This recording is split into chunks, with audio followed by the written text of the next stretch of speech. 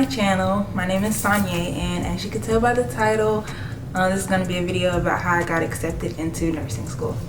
So I have my phone, so if you're looking, I have like the stuff I want to talk about on here. So the school I applied to was the University of Texas at Arlington. I applied in December, and applications were due January 15th this year, and then we got notified March 4th. So I chose UTA because as a freshman they offered me the most money, so I was like, okay. And then their nursing program was ranked pretty high, so I was like, okay, why not? So I chose UTA. The program that I got accepted into was the BSN program, and it's for the fall 2022 semester. It's a regular academic school year program, so I get like the normal summer break, Thanksgiving break, Christmas break and stuff. The program has approximately 200 to 220 seats, and it's about 800 or so applicants each semester. So that's how many seats it is per semester. The eligibility requirements, I'm going to put them on the screen, but it's pretty simple. You just have to be admitted to UTA, so you have to apply to UTA, be accepted, and then you have to apply to their nursing program. You have to have at least a 2.75 GPA in your prereqs. So you have to have it for your core, and then you have to have it for your sciences. That's going to be your micro, chem, human anatomy 1, and human anatomy 2. And they both have to have labs included. Well, actually all of the sciences have labs. So if you're a transfer student, you just have to make sure that we accept those courses before you try to bring those in. To be eligible to apply, you also have to have all of those sciences done before that deadline. So it's going to be 16 credit hours. You also have to have all of your prerequisites done before you start the program. So not necessarily before you apply, but before you start the program. Normally nursing schools will require either the TEAS or the HESI exam. UTA requires the TEAS, and the good thing about it is they don't require you to basically you just have to pass. They don't take that into consideration whenever you're being selected for the program, which was great because you can just study for it a little bit and just make sure you pass. So, and funny thing about that is I studied for it, but I failed the first time because I failed the English section with like a 57, and you have to have at least like a 58.7. I didn't study for the English section, and I thought it would be easier than what it was, and no. But I did really well in like the science and math and the reading sections, but nonetheless, you have to wait 30 days and then you can retake it, get a passing score. And I had waited really late to take it, so I took the second one in like November or December, and that has to be done before you apply as well. And you can only take it 3 times within a year. So I was like, okay, I have to pass this next time, because first off, you're not only paying another $120, but you're delaying like your application process. So the next thing is their ranking system. So their ranking system for UTA is how they admit their students. So the way they do it is points. It's a point system. So they do it based off of your core GPA, which is going to be like only the prerequisites that are required for the nursing program. And I can put those on the screen as well. All of those have to be not necessarily done, but the classes that are done before you apply are what they put into your score. So for me, for instance, I had a 3.4 just core GPA, and then my science GPA, that's the other part. The science GPA can be up to 4.0. I had a 3.0 because you have to have the anatomies and the micro and the chem. So AMP1, I got a C. And P2, I got a B. Chemistry, I got an A. And then micro, I got a B. So that averaged out to 3.0. So that 3.0 plus the core GPA was about 6.4-ish. They also do considerations. So I have 4 considerations. I'm going to put those considerations that they do on the screen. But the gist of it is the ones I had were the 30 or more lower division prerequisite courses. I had 3 or 12 credit hours of the pre-nursing courses done. And they consider the pre-nursing courses or natural science courses. So as long as you have 3 out of the 4 done at UTA, not at a community college.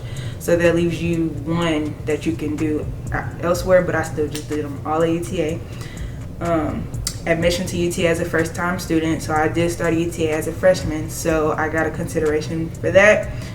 And then I also got a consideration because I took pathophysiology the fall before applying, and I got a B. So you get consideration for that, as long as when you take pharm the following semester, you also maintain a B. So you still get those points before you take pharm, but you just have to maintain that B in pharmacology during the application period. So all of those, you get 0.5 points added on to your score. So with me having 4, that added 2 points. So my total score ended up being 8.404.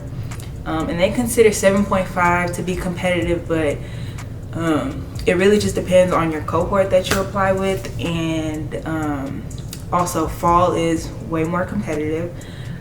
So I kind of knew, like, I was like, okay, I have a good chance of getting in, but I also didn't apply anywhere else. So I was still kind of nervous because I was like, it's like put all my eggs in one basket. It's a one and done. So hopefully I get in. I was just having my fingers crossed. So the next thing that they want you to have done before you apply, so they want you to start a year before, is your immunizations and your titers. I'll put those requirements up here, but they want you to have, well, starting with fall 2022, you just have to have titers for everything besides Tdap. So you have to have hepatitis B titer, hepatitis A titer, MMR, varicella, and then Tdap shot. And the only one that has to be positive is your hepatitis B. And when I say that, I mean, like, if your varicella was negative, you just have to provide the negative titer and then also repeat the series and just show documentation of that. Hepatitis B is the longest one, so it's a 3-part series, and then you have to get that series done after providing the negative titer, and you have to get a positive titer after those immunizations, and you have to provide proof of all of that. But for hepatitis B, they changed it. Like I said, you just have to have the titer. But if you were unlucky and you didn't have the shot or whatever and you weren't immune, then you do have to redo the series and get a positive titer before you are accepted to the program, because when you get accepted, you have to upload your stuff, but you get a week to upload everything, and then after that you get taken off if you don't have everything. So they're very strict about the immunizations. They're strict about when you get the titers done, if you have the negative vaccine titer, because it has to be at least 28 days after. So that happened with me with my MMR. It was negative because I wasn't immune to mumps, so I had to redo that series, and I had to wait exactly 28 days before I got titered again. So, and that was just me being precautious, because you don't have to have the titer again, but I went ahead and did that. Whenever you take your, for UTA, whenever you take your pre-nursing course of, it's like an intro to nursing course, like the basics of nursing and stuff, you get you do the process for your blue card, and that's whenever you go do your fingerprints. It's like a background check, and it basically is the Texas Board of Nursing telling you that you're eligible to sit for the NCLEX whenever you graduate. So I did that, and I've been having that card for a while now. So you either get a blue card or a letter. I got the card. My background was clear, so that was good. Okay, so with the prerequisites, so I actually came in with 26 credits. Majority of those was all of my histories. I came in with one of my psychologies, and also one of my Englishes that I had got. So I was kind of ahead, and I did that in high school with dual credit classes because I didn't want to take summer classes, and I know you kind of need to stay at 15 credit hours a semester to be on track or whatever. So I made sure to get majority of those out of the way in high school. So I started my freshman year off with 15 hours, and then the next semester was 14 hours, and then, no, I lied. First semester was 16 hours, second semester, my freshman year was 14. And then from then it's been 12 hours. So my last semester, or the first semester of my sophomore year was 12 hours. This semester was 12 hours. And I'm currently taking pharmacology now, so I'm doing pretty well in that class because I have to maintain a B because that's one of the considerations that I got. So, yeah, so if you're thinking about applying to UTA, I say go for it. Tuition is not that bad compared to other schools in Texas, and they accept a lot of nursing students. And another good thing, the scale of like grading, like in their nursing program, is not like a crazy scale. Like some schools you have to get an 80 or above, or it's considered failing, and 70 and above is all you need for UTA. And I say that like proudly because our NCLEX pass rate is still pretty high. We were like 94 or 93% last year. So we still, like, UTA still prepares you to be a successful nurse. So I'm pretty excited.